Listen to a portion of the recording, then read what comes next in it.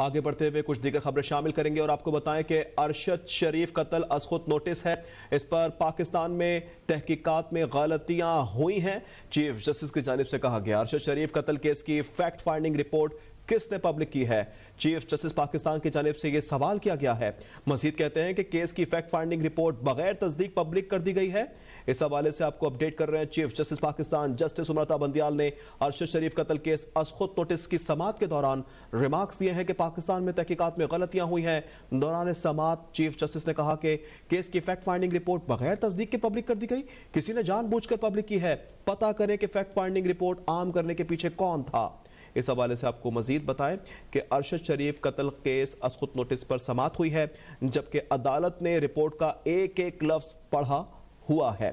Justice مظاہر علی اکبر نقوی کی جانب سے یہ ریمارکس دیے گئے. مزید تفصیلات جان لیتے ہیں. ہمارے ساتھ موجود ہیں نمائندہ اب تک وسیم ملک. وسیم بتائے گا کہ ارشد شریف قتل کیس از خود نوٹس کی سماعت ہوئی ہے, کیا مکالمہ ہوا؟ جی بالکل, آج سینئر صحافی ارشد شریف شہید قتل از خود نوٹس کیس کی سماعت ہوئی ہے.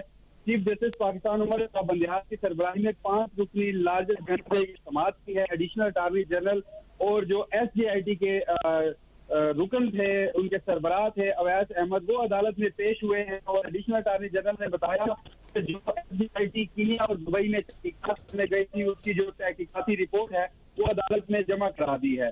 سربراہ F J I T Awais Ahmed کا عدالت میں آج ایک اہم انکشاف ہوا ہے. انہوں نے بتایا کہ انہیں ارشد شریف کے قتل سے متعلق ابھی تک کوئی مواد نہیں ملا.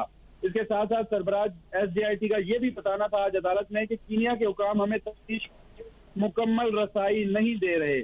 تو اس کے ساتھ ساتھ جو ایڈیشنل سیکرٹری ہیں وزارت خارجہ کے, وہ بھی عدالت میں پیش ہوئے. ان کا یہ بھی بتانا تھا کہ ان کی جانب سے کینین حکام اور دبئی حکام کو مختلف مراسلے بھی لکھے گئے ہیں, اور اس حوالے سے جو میوچل لیگل اسسٹنس ہے اس کے اوپر بھی کام کیا جا رہا ہے, جس پر جسٹس مظاہر علی اکبر نقوی نے بڑے اہم ریمارکس دیے.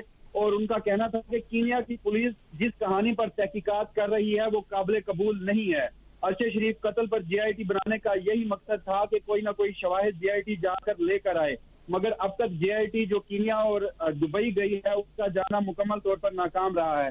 جسٹس اجاز الحسن جو بینچ سے رکن ہیں, ان کی جانب سے بھی اہم ریمارک دیے گئے. اور ان کا کہنا تھا کہ ارشد شریف شہید قتل کیس کے 3 زاویے ہیں. سب سے پہلے ایس جے آئی ٹی کو اس نقطے کے اوپر تحقیقات کرنی چاہیے کہ سینئر صحافی ارشد شریف کو پہلے پاکستان کیوں چھوڑنا پڑا, اس کے بعد دبئی کیوں چھوڑنا پڑا, اور پھر کینیا میں ان کے ساتھ کیا معاملات پیش آئے. جو ارشد شریف کی اہلیہ ہیں وہ بھی بتائیں, اور انہوں نے اب تک کی جو تحقیقات کی گئی ہیں ان کی ویریفائڈ کاپی عدالت سے مانگی, جس پر چیف جسٹس امرتا بندیال نے کہا کہ اس مرحلے تک عدالت انہیں یہ کاپی نہیں دے سکتی. کسی مرحلے تک تمام تر تحقیقات کی جو کاپیاں ہیں انہیں مل جائیں گی. مگر اس کے ساتھ ساتھ ان کا یہ بھی کہنا تھا اہلیہ ارشد شریف کا کہ ہم مطالبہ کرتے ہیں عدالت سے, انہوں نے اقتدا کی کہ ارشد شریف کے اوپر پاکستان میں جو مقدمات بنائے گئے تھے ان کے اوپر تحقیقات کی جائے. اس پر عدالت کا کہنا تھا کہ جو ارشد شریف کی اس زاویے پر ایس جے آئی ٹی کو مکمل ہدایات کر دی گئی ہیں. اور اس کے ساتھ ساتھ ایک اہم نقطہ وہ یہ بھی اٹھایا گیا, اس سے پہلے جو ایک فیکٹ فائنڈنگ ٹیم بنائی گئی تھی 2 رکن سے آئی بی اور ایف آئی اے کی, ان کی رپورٹ پبلک ہو گئی تھی, جس پر چیف جسٹس امرتا بندیال نے وہ رپورٹ پبلک ہونے کا بھی نوٹس لیا اور اس پر بھی تحقیقات کرانے کا نوٹس دیتے ہوئے اب یہ جو کیس ہے اس کی سماعت مارچ کے پہلے ہفتے تک ملتوی کر دی گئی ہے. سماعت مارچ کے پہلے ہفتے تک ملتوی کر دی گئی ہے. وسیم ملک نے ہمیں اپڈیٹ کیا.